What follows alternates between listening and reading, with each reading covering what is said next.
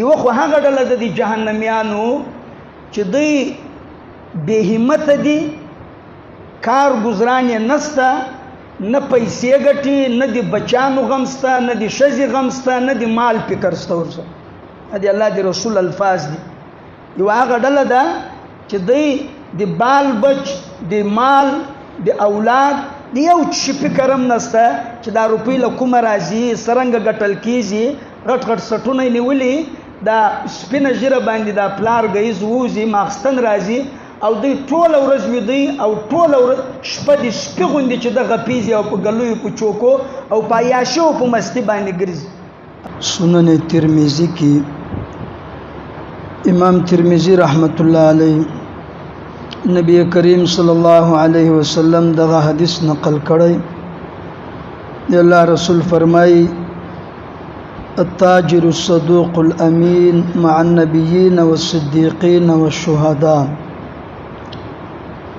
صادق امانتدار تاجر تجارت کوونکی سبا قیامت پورز بدی انبیاء سره، صدیقین سره او له شهداء سره الله رب العزت یو ځای کوي. صادق او امانتدار تاجر قیامت پورز الله رب العزت له انبیاء سره، صدیقین سره او شهداء سره یو ځای کوي. دغه حدیث پړینا کې آینده یو څو مجلسونه تجارت، مزدوری، کسب، حلال لقمه، هغه صفات کوم چې د یو مسلمان تاجر لپاره الله او د الله رسول بیان کړي، هغه اخلاق او آداب شریعت یو مسلمان ته ښوولي او د هغې اختیارول د هر مسلمان لپاره لابدي او ضروري دي. د هغه بیان به انشاءالله یو څو مجلسو کې تاسې مخ ته زه کومه. لومبنۍ خبره دا یاد ساتل پکار ده چې الله رب العزت او د الله رسول مسلمانانو ته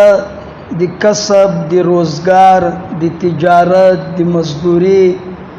حلال لقمه، حلال روپۍ ګټل دې ترغیب هم کړی او امر هم کړی ده. حلال روزي ګټل واجب هم ده په مسلمان باندې او په دنیا کې د ژوند تیرولو لپاره دا د انسان ضرورت هم ده. د موږ پاک دین اسلام کچېرې یو شی حرام کړی د هغه په مقابل او بدله کې بل حلال شی ضرور ورته ښوولی. که اسلام سود حرام کړی ده، تجارت یې روا کړی ده. که اسلام زنا ناروا کړی ده، نکاح او د واده اجازت یې ورکړی ده. دغه رقم نور دې مثالونه موږ ته څوکه باندې معلومېدی شي. دغه رقم د بل انسان، د بل مسلمان مال په ناحقه طریقې، په باطل طریقې باندې خوړل دا الله رب العزت حرام کړي او د دې په عوض کې الله رب العزت موږ ته د کاروبار، د تجارت حلال لارې ښوولې دي او د دې ترغیب هم ورکړی ده. مسند امام احمد کې یو حدیث ده، حضرت سیدنا رافع رضی الله تعالی عنہ فرمایي صحابه د الله رسول نه پوښتنه وکړه ای الکسب اطیب، تر ټولو نه بهترینه او پاک کسب کمایي اکومه یو ده؟ د الله رسول ورته وفرمایل عمل الرجل بیده، هر سړی چې د خپل لاس کمایي خوري، په خپل لاس یې ګټي، دا بهترینه کمایي ده. او دغه رقم کل بیع مبرور، او هر بیع مبرور، بیع مبرور صحیح بیع، سم بیع، خرید او فروخت، یغه کې دو نمبری نه، بېایماني نه، دوکه نه، دا بهترینه کمایي ده چې یو مسلمان یې ځان لپاره ګټلی شي. دغه رقم مقداد ابن مادي کرب رضی الله تعالی عنہ نبی علیہ الصلوۃ والسلام دغه حدیث نقل کړي دی. الله رسول فرمایل یو انسانم کوم لقمه چې دی خوري تر دې نه بهترینه لقمه بل نسته کوم چې د په خپل لاس ګټلې تر دې نه بهترینه بل کوم لقمه نسته کوم چې یو مسلمان په خپل لاس ګټلې او دی الله رب العزت نبی و ان نبی الله داوود علیه الصلاة والسلام کان یاکل من عمل یده او دی الله نبی پیغمبر داوود علیه السلام د بم په خپل لاس باندې لقمه ګټله یعنی مزدوری دا صرف مثال ده ورنه چې څومره انبیاء کرام تیر سوي دي ټول به مهنت او مزدوری او کسب تجارت مختلف کارونه هر نبی کړی دي څومره صحابه کرام تیر سوي خلفای راشدین تیر سوي دغه رقم ائمه تیر سوي دي دغه ټول دغه کاروبار او حلال روزي حلال روزگار دا ټول کړی د نو دی الله رسول فرمایل بهترین لقمه هغه د خپل لاس کمای دا او بل روایت دا ده ان اطيب ما اكلتم من كسبكم تاسو چې شای خوري کوم لقمه خوري په دې کې بهترین لقمه بهترین کمای بهترین خوراک هغه ده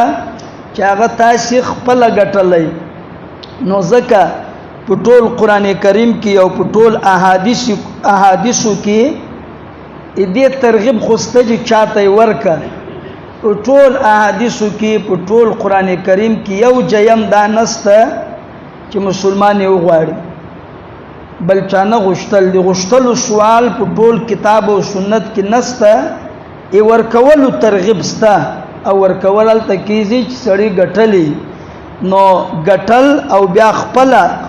ګټه خوړل دا د یو مسلمان لپاره بهترین شی ده امام احمد ابن حنبل رحمت الله علینا چا پښتنه وکړه چې ته د یو سړی باره کې سوی چې دای په خپل کور کې ناسته او یاد د جمعات کونج نیولای ده او دای کار گزاران کاروبار یو شی نه کوي او دای وی لا اعمل شیئا حتى یاتینی رزقی زه یو شیم نکوم اما روزی با اما کور ترازی ز په جمعات کې هم په جمعات کې به ما ته الله دې ما روزی را رسوي امام احمد ابن حنبل رحمت الله علیه ورته فرمایل هذا رجل جهل العلم دا یو داسې سړی ده چې دی جاهل د شریعت نه د سره علم نسته ځکه چې دی الله رسول سویلی دی د دی الله دی رسول قول نه دا اورېدلی چې تر یغه نه بل متقی پرهیزګاره تر یغه نه بل عبادت گزاره بل څوک نسته هغه امام الانبیاء صلی الله علیه وسلم فرمایي وجعل رزقي تحت ظل رمحي اغم دا نه وی چې زه په جمعات کې کینم اما روزي به په جمعات کې الله را رسوي ام دا وی چې د ما روزي الله رب العزت د ما د نيزي سور لاندې یعنی غنیمت دا ځان ته مسله ده چې تر ټولو نه بهترینه مال بهترینه کسب دا د غنیمت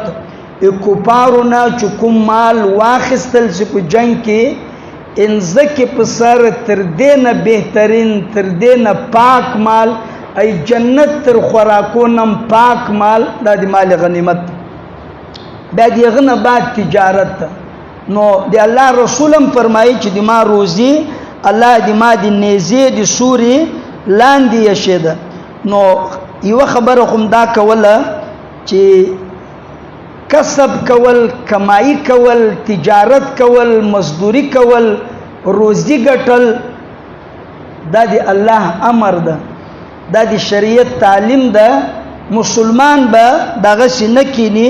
دای با پیسې ګټي او دای با کار کوي بلکې یو حدیث کې خو دی الله رسول ډیر سخت الفاظ استعمال کړي عام طور پر دو طبقې دي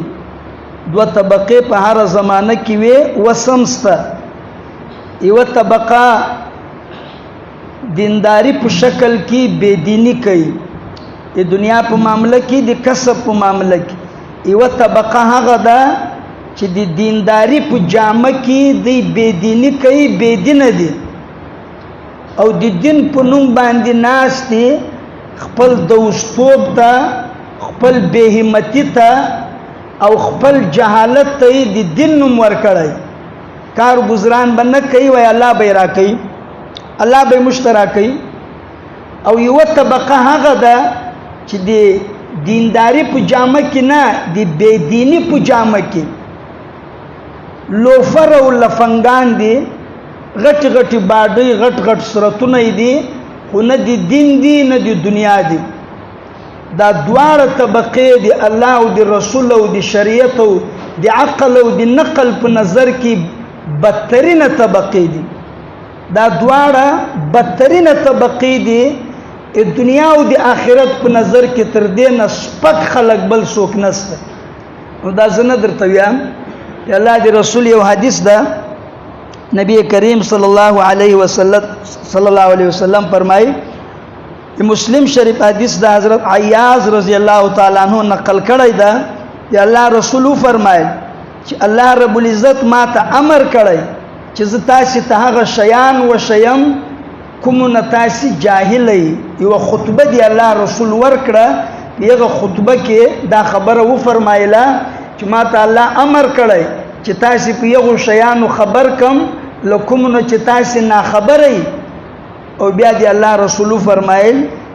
جهنميانو 15 ډلې دي 15 ډلې دي د جهنميانو او لېغو 15 ډلو نه یو ډله دی الله رسول دا بیان کړه چې دا هغه خلق دي الضعيف الذي لا زبر له الذين هم فيكم تبعا لا يبتغون اهلا ولا مالا یو خو هغه ډله د جهنميانو چې دوی بې همت دي کار گزاران نسته نه پیسې ګټي نه د بچانو غمسته نه د ښځې غمسته نه د مال فکر سته ورسره د الله د رسول الفاظ دي یو هغه ډله ده چې دوی د بال بچ د مال د اولاد د یو شي فکرم نسته چې دا روپۍ له کومه راځي څرنګه ګټل کېږي غټ غټ سټونه یې نیولي دا سپینه ژیره باندې دا پلار ګیز ووځي ماخستن راځي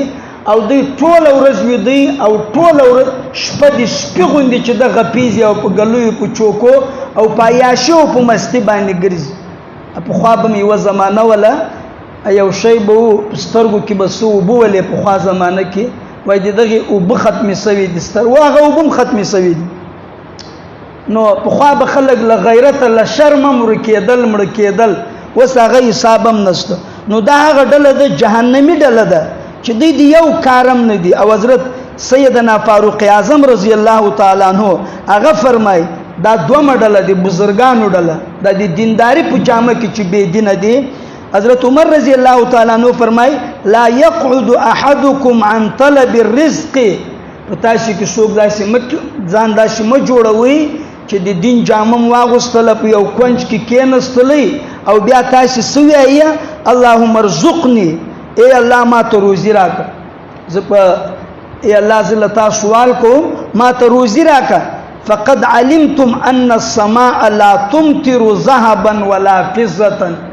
ځکه چې تاسې کې هر سړی خبر یې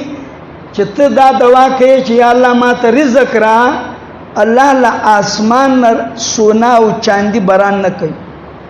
دا دی الله دی فطرت او دی سنت او دی قانون خلاف ده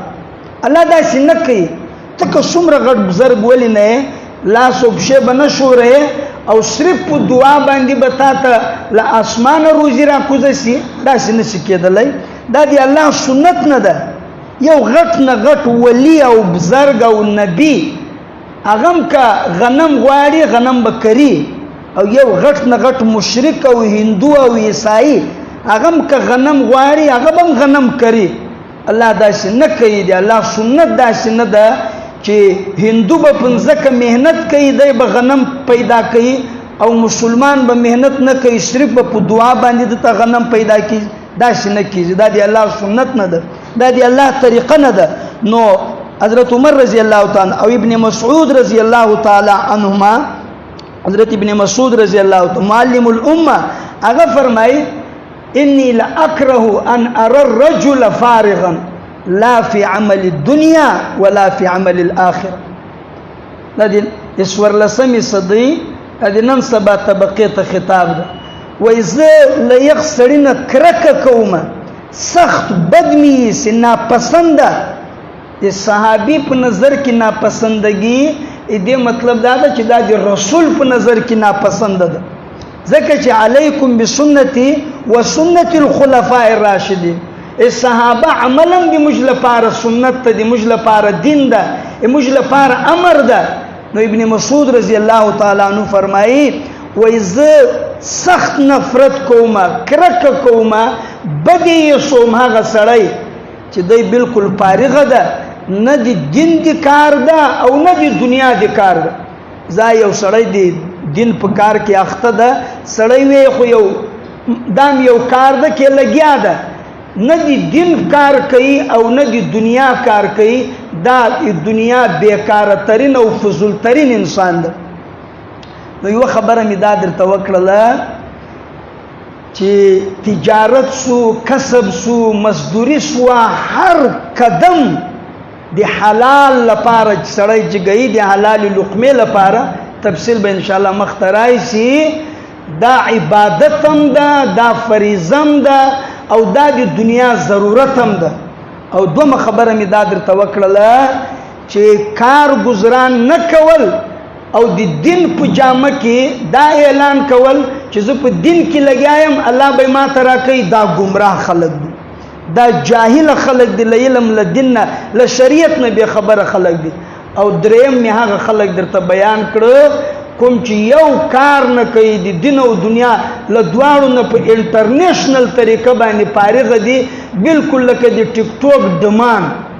نو دغه مبغوث ترینه طبقه ده د الله او د رسول او د شریعت په نظر کې. بیا د تجارت او د مزدوری مسائل بے شمار دي، هغه به مشتکیدای سی وخت نسی پیدا